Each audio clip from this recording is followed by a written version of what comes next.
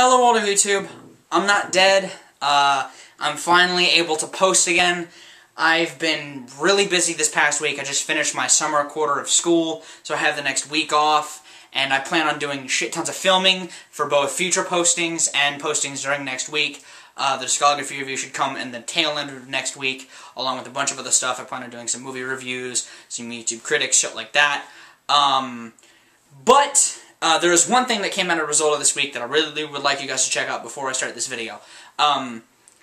It is my first song. I made a song that was my final for a class, but I've been showing it to people to kind of ask their opinions and how they think of it anyway, and people have been digging it. I want to know you guys' opinions. To give you kind of a style of the song, it's like hip-hop meets punk. There's some screaming in it, there's some rapping, there's some guitars, there's some strings, there's some beats in general. Not all of the music I make is going to sound like this. I have a lot of ideas musically, but I wanted to ask your guys' opinion on the track. It is linked in the under thingy, which will go to my SoundCloud page. So yeah, let me know what you guys think. I'm really hesitant to post this to like a public spectrum, because I've just been showing people links and stuff individually, so yeah. But this video is not just about that. It's a list video. It's a top 11. I figured I'd give you guys something, not just another update like on the video before, where that was mostly an update. I'm going to be giving you guys my top 11 first-person shooters. And in my honorable mentions, I discuss a little bit about some stuff that may be shooters, that might not be shooters, but that's why they're in the honorable mentions, just to be safe with the definition of first-person shooter. Oh, one last thing. After this video is posted, I'll be posting 2 videos that were filmed earlier this week. One's a video response, one's a vlog. They may seem a little dated, but anyway. To get this list started with my honorable mentions, there are 3 of them. The first one being Modern Warfare 1. Call of Duty Modern Warfare 1. That's the only Call of Duty I liked. I'm not a fan of old war games. Like, I don't like World War II games. I didn't like Black Ops for the fact that it was set in a lot of, like, the Vietnam War and shit. I like Modern Warfare 1 because the story wasn't as high adrenaline, fast-paced, It was well-paced, it was well done, there was a right amount of challenge in there. It was the first game I won 100% and I got all the achievements and shit. It was a fun game. The second one, kind of a disappointment. I might play the third one if Jesse gets it to kind of just finish that up, that story, because I'm kind of intrigued, but I'm still just like, it was way too over the top in the second one, so that one's not even on this list. I thought it was a great game. The second one is Perfect Dark for the N64.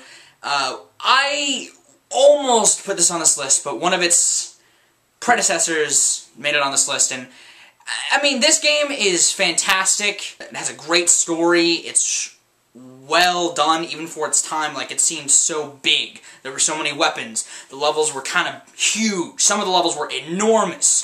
The multiplayer was so fun, and it was a great fucking game. I highly recommend it. I was so close to putting on this list, but I didn't. If you have the Xbox 360, get it for that, because there's Xbox Live, and I wish I played that more on there, but I don't, sadly. So yeah, definitely fucking awesome game. And the third one is Portal 2. I was kind of hesitant to put this on this list. It would have been on this list if it wasn't such a iffy topic, because it's not really a shooter, but it's first person, it's a puzzle game, but I fucking love Portal 2. It's my favorite game that's come out this year. The story is well done, the puzzles are both infuriating and fun to do, the voice acting is impeccable. That is one of the best stories in a game, I've seen in a long time. But now onto the list. The first game on the list at number 11 is Left 4 Dead 2. I would say the whole Left 4 Dead franchise, but Left 4 Dead 2 is it's more than just like an add-on, as a lot of people would say. They've added a lot to that game to make it its own standalone title. The replayability of that game is so fucking high, it's insane. Anytime I want to visit a game, like anytime I'm playing online with Shake and we just want to play a game, we'll turn to Left 4 Dead 2. We'll just join a match, have some fun, kill some zombies, have a good time. It is really such a simple game that just is so fun and definitely worth your time. If you want a game that you can just always go back to, that's the one. And at number 10 is a classic, Doom. I know what you're thinking. You're too young to have played Doom. I've played Doom. I have it on the PS1. I don't have the PC version. But that game has been ported to so many different consoles. It's a classic. I mean, yeah, you can't jump, which is weird, but it's this game that you can look back on and see, wow, shooters back then were fucking intense. Like, there aren't as many high-stress situations in many shooters nowadays, but that game, there are shit tons of them. Like, that game just goes from easy to fuck you so fast, and it's a great title to go back on and just play an old-school shooter. And at number 9 is Condemned, the first one for the Xbox 360, and this game isn't really a first-person shooter per se. I mean, it is, because you do get guns and you shoot stuff, but it's mostly a melee game, and it's a horror game. This game, unlike the second one, is very fucking frightening. It has that tension building, that element of just, I'm fucked, oh shit, what the fuck? You know, you're running from bad guys with nothing but a pipe that'll, you know, you just beat the shit out of them trying to run, and then there's levels where a lot of people have guns and you have a fucking chair. Like, there's a lot of there's a lot of high-stress situations in that game, and there's a lot of just suspenseful moments that, you know, have it going, oh shit. There's moments where they break the fourth wall in terms of horror. I mean, this game is so immersive, and the story's okay, but, I mean, the horror elements really drive that game home. And at number 8 is Borderlands for the Xbox 360, and I didn't get into this game until fairly recently. Shake and I played through the game together, and we're still playing through it. I mean, it's so fun. We're doing the DLC. This, to me, is the magnum opus of multiplayer RPGs. Like, this is the closest you can get to something like D&D to me. And you go on these long quests, you know, killing baddies, getting crazy guns, driving insane vehicles, just having a kick-ass time with your friends. It's a great party game with like four people, and you can really experience a really fun, interesting shooter RPG experience, and I fucking love the game. It's so good. It's so fucking fun. Especially when your friend is much higher level than you, and you play with him, and the enemies are easier for him, so you just kind of sweep through baddies like it's nothing. And the next game is Half-Life 2, which you may think, why is it so low on the list? Well, I love Half-Life 2. I love the story. I love the way it's told, but I don't know. I've never even played the game. I played through the game once. I played through the game once, I experienced the story, but I didn't feel like going back for more. Like, that's a game where, well, the story is great, and the storytelling element of it's all you experiencing it is great. I just never felt the need to go back and play it. It's a hell of a game. Like, it's intense, it's frustrating, it's so many different things, but I don't know, I guess I never completely got into the game like a lot of people that I know. But it is still on this list, and it's still a great game. I still highly recommend it, and if you can, get the orange box, because that's the greatest deal in video gaming history, at least for the Xbox. Next up is a classic in the genre, Goldeneye for the N64. Not the Wii version, the N64 version. You know, sitting around with your friends, you know, 4 people playing, you know, with slappers only on Complex, you know. I never did the slappers only thing, but still, I mean, that's a thing that you could look back on, you know. We always played power weapons, but that's because we were kids and we loved to see shit blow up and, you know, fast guns and all that shit. And that's partially because it's nostalgia, why it's so high. I mean, the campaign is pretty well done. It's well paced. The levels of difficulty add a lot of replayability to the game because they add objectives and stuff like that. And as one of the most frustrating levels in video game history, when you're guarding Natalia while she's taking forever to fucking hack the computer. And if you've played that game, you know what the fuck I'm talking about. That level is so frustrating, but it's a fun game. You know, it's classic. It's a classic in the genre. It helped redefine the genre of first-person shooter, and it's definitely a great throwback title like Doom. And I fucking love the game. I think it's astounding. The next game, Rainbow Six Vegas 2 for the Xbox 360. I've wanted to go back to this game so many times for so many different reasons. Like, it's like Left 4 Dead 2, where if I'm not in the mood to play a lot of things with Shake, we'll just go to Vegas 2. We'll play some Terrorist Hunt. You know, we'll go through these different scenarios over and over again. You know, the multiplayer's fun. The tactical element really adds to that game because it feels like you're not the strongest guy in the world. It makes you human, and I like that about the game. You know, you don't have this badass armor. You don't have these badass guns. You have average guns against enemies at your level. It's got a crazy ass story. It's got one of the most infuriating final bosses I've ever played against in a first-person shooter. And it's just so fucking fun to go back and, you know, play it by yourself, play it with friends, do Terrorist Hunt, do different game modes. And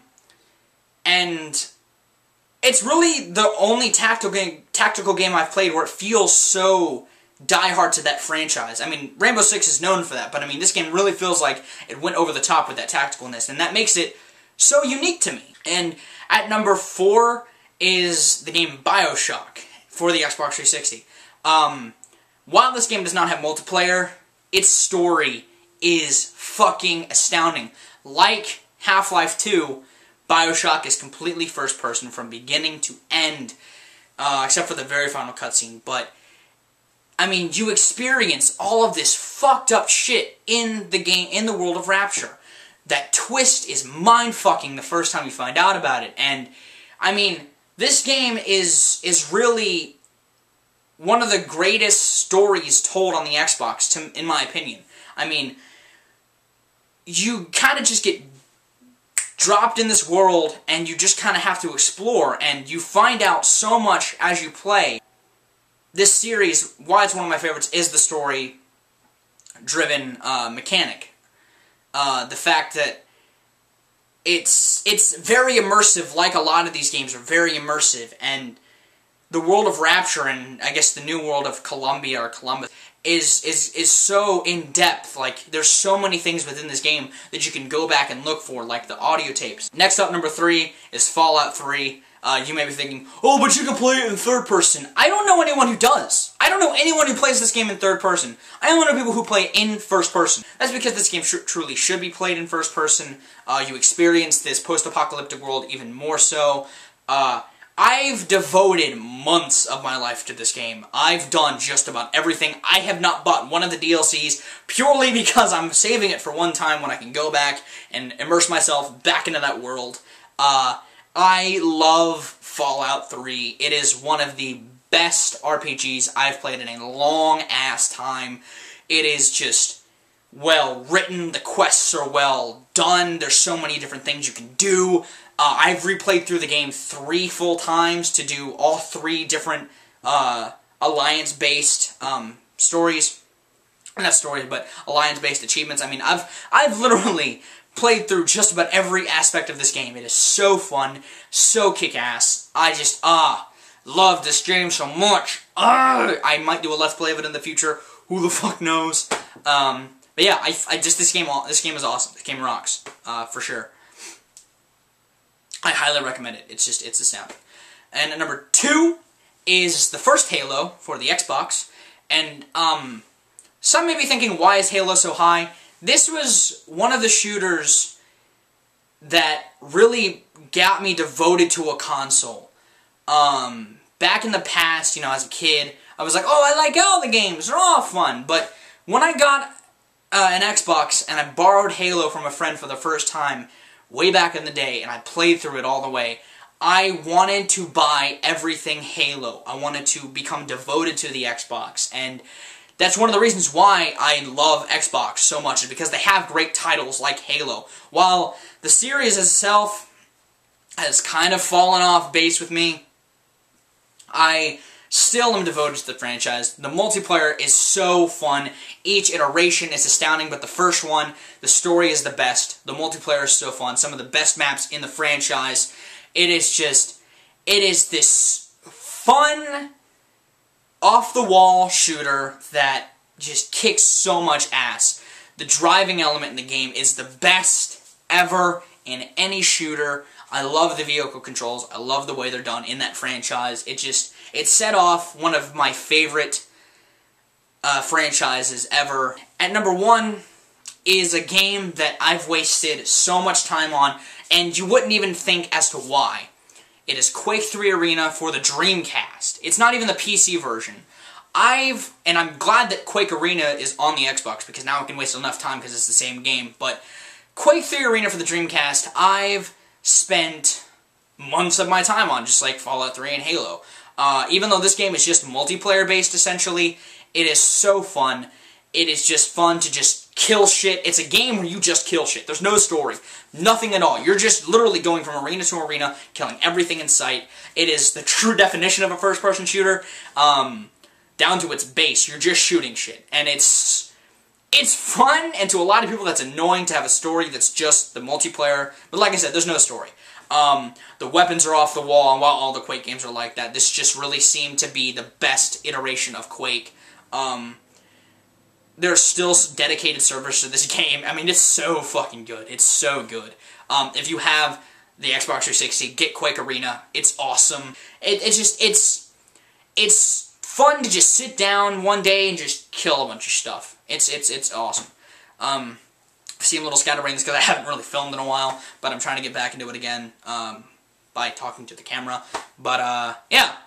Hopefully you enjoyed this list. Hopefully you agreed with me. Hopefully I got you introduced to a new shooter that you can try out. I'd try out all these games, even the honorable mentions. If you haven't played them, try them. If they're sequels, try the first one first. But just goddamn, dude. I love these games, and hopefully you guys have good days, life situations. I will see you another day. Time to play some shooters, actually. I'm going to play some Xbox. See ya. 1 second. You called me at a bad time. What are you doing? Okay, yeah, you called me at a bad time. Love you, bye.